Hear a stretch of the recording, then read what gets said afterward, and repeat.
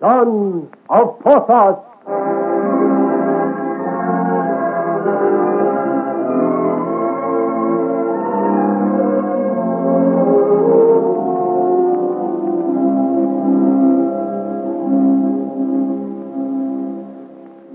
Storm over Paris.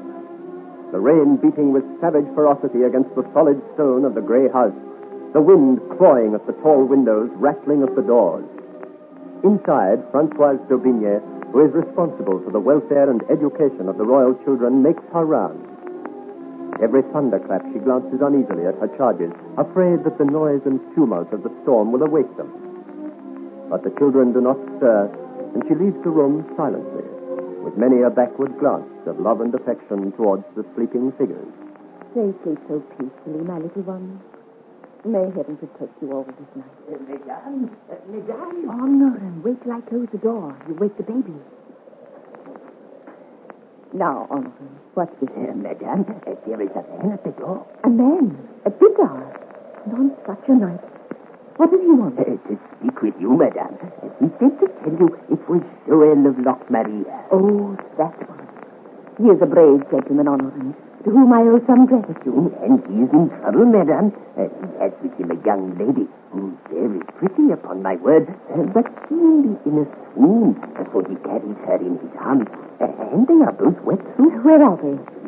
I took the liberty, madame. They are in the audit. I will go at once.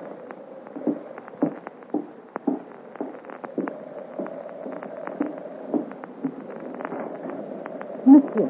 Oh, for pity's sake, lady, help her. You promised help. Take care of her for me, madam, and truly I will repay you. Honorin, call Nicole and Suzette quickly. Let the bed in the blue room be warmed, and bring my traveling medicine. Yes, once, madame. And hurry. I must explain to you, lady. Not now, later. Where are those girls? We have no time for explanations now, monsieur. First things first. We must revive this child at once. Lady, if you can, but... Suzette, Nicole! Oh, how slow you've been. Carry this lady to the blue room. Take off her wet clothes and put her to bed. I will look among my remedies for what is most fitting for her. Gently, and hurry now. You are most kind, lady. And I do appreciate Yes, yes, I know. You stay here, sir, and bide in patience. The room is no place for a man. And you'd take up more space than most. Have patience, monsieur. I will come back to you as soon as the patient no longer needs my presence. Then you may tell me of the circumstances.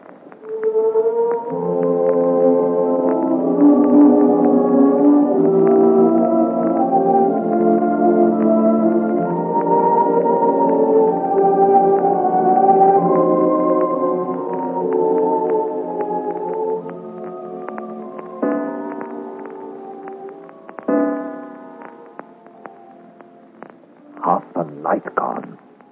And still no sign of her. No sign of anybody except soft footsteps and whispering somewhere along the corridor. Truly, this means the room must be very ill indeed.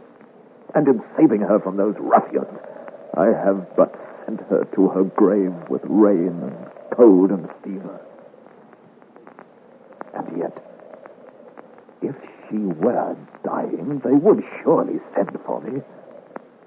How long she stays away? How long? Keep a good heart, monsieur. All is well. Thank heaven for that mercy. And for your kindness. Mademoiselle du Tremblay, I named him out in the babble of her fever, is asleep. I have given her a calming potion, and she rests peacefully now. Yet it seems to me she was overcome by some great terror. Indeed, madam, she was. I met her after Vespers in the Church of St. Paul, and was escorting her home through the Rue Petit Musc. That is a very dark and lonely place. I know it. It was not lonely for long tonight, madam. For we were attacked by a band of ruffians who seemed set upon abducting mademoiselle. That's strange. Did she carry money? Is she wealthy? Far from it. I split one ruffian's head and frightened away two others. And then suddenly it seemed we were surrounded by villains. I took mademoiselle upon my shoulder and ran. The storm fought on our side, and in the rain we lost them. And found you. It is fortunate that you did. You've had a strange adventure, and a terrifying one. But fear not for mademoiselle's sake. she'll be calm on waking in a safe place, and with her defend the viper. If she's not, I will call in Fagon. Fagon? Is he a doctor? The royal physician, monsieur. I would have you know, monsieur, I am governess to the royal children. I have some little influence. Then he will save her. For indeed, lady, if he should fail, I should no longer wish to live. Oh, come, sir. I do assure you the young lady is not in danger of death. What she feels is but the consequence of fear on a high-strung character. May heaven hear you and bless you for what you've done this night. And now it is time to talk of you. Of me? But I am of no importance, I assure you. It is Mademoiselle. You need dry clothes. I am not so delicate. A turn before the fire, a glass of wine to warm me through. That is what I am talking of. I have asked Honor and here he is. Here's wine, monsieur, to warm you. Put it down, Honor, and then we'll find dry clothes for you. I cannot have two of you on my hands, indeed I can't. I find no words, lady, for your kindness. Then do not try. But pour yourself some wine. That will do, Honor, and thank you. This will warm me. Your health, lady. So, you are in love with Mademoiselle Dutremble? I know not how you guess, but indeed you are right. Do you love her so dearly that you would sacrifice your fortune to her, if need arose? Madam, I would not only sacrifice my fortune, but my lot in paradise. A Breton talking of bartering his salvation? Good gracious, this is getting serious. And does Mademoiselle return this sentiment? She has told me that she does. Oh, my honor, this opens like a romance. But before the finale can be reached, what crosses and disappointments. Why so? If we both love each other, and indeed we do. No, sir. Because you are simple and honest, you believe the whole world likewise. Do you not realize you have a rival? A rival? How otherwise do you account for this attempt at abduction tonight? I vow there was a thwarted swain in the background, some dangerous personage who stops at naught. For this first time, his plans have failed. But what of next time, monsieur? Do you believe these scoundrels are in hire to someone loftier? Oh, come. Do you think that one would easily renounce the desire to secure such a girl as Mademoiselle Dutremble? Out upon him, I must kill this man. Do you know him, then? I shall seek him until I find him. A very problematical result, my friend. Has he not as much reason to keep in the background as you to discover him? May he not have at his hand the means most plentiful to elude you? No matter, I will seek him out. He is doubtless a rich and powerful man who has an army of cutthroats at his back. And you stand alone, save for your sword. From the high-handed manner in which he acts, I should say he is either a great noble, assured he may have brave justice, or a rich one, able to bribe it. Madame, the lady has returned. Madame? But he left for Saint-Germain some hours ago. They were turned back by the storm. She has decided to remain here for the night and go back to Saint-Germain tomorrow. Oh, upon my honor, what a night we're having. Leave Nicole to watch with Mademoiselle, Honor, and send Suzette to see my lady's bed is made ready. You see to it some supper is prepared, and I'll go down to her immediately. Yes, madame. Monsieur, this is the answer to our trouble. In what way? I do not understand. Who has arrived so late? The lady whom you served as cavalier the other night. Athanase? The Marchioness de Montespan. Does that name mean nothing to you? Nothing.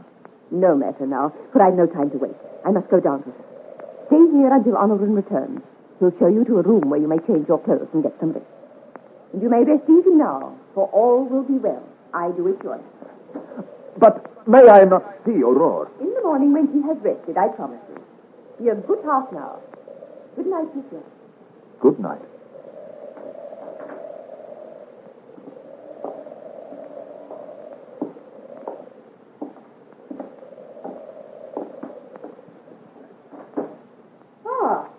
So you have come at last, Francois? As quickly as I could, my lady.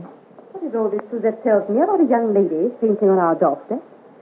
On my honor, Francois, one would think you were running a hospital. She was caught in a storm, as you were, my lady. And worse, she is in great danger. For like you, she has powerful enemies. Indeed. Who is she? Her name is Mademoiselle Dutremble. No, my lady.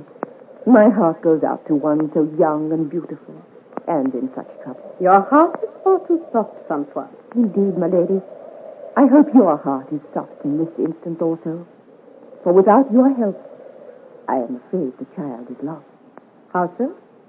You are the only one powerful enough, my lady, to protect her from the man who seeks to harm her. She is young, beautiful, poor, alone in the world, for she is an orphan. If you could but take her under your wing, protect her as you have protected me, I'm sure she would repay you with everlasting gratitude. She is young, you say? And beautiful? As the spring, my lady. And an orphan. Yes, that suits my purpose well. What do you mean? Tomorrow, when I am rested, I will see your Mademoiselle de Tremblay, Francois. And if she is all you say, I will look after her and take her with me to Saint-Germain. Young, beautiful, and orphan. It could not have been better. Yes, Francoise, you may rest in peace. I think I shall be able to use your protégé.